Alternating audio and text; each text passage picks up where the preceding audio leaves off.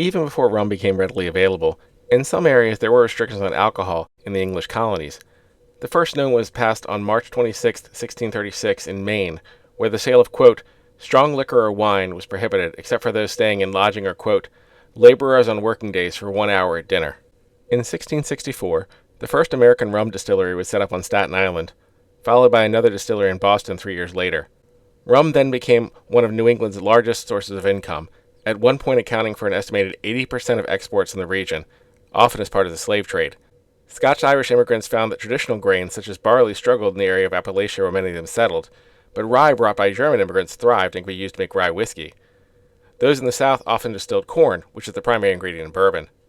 Apple orchards were planted arguably almost as much for hard cider as the apples themselves. When winter came, the water in the barrels of hard cider would freeze and be poured off, and when the ice was removed, what was left was far more concentrated drink known as applejack, which could have an alcohol content of between 20 and 40% ABV. Because this process really only required cold weather and container, it was relatively cheap and widely available. History is awkward.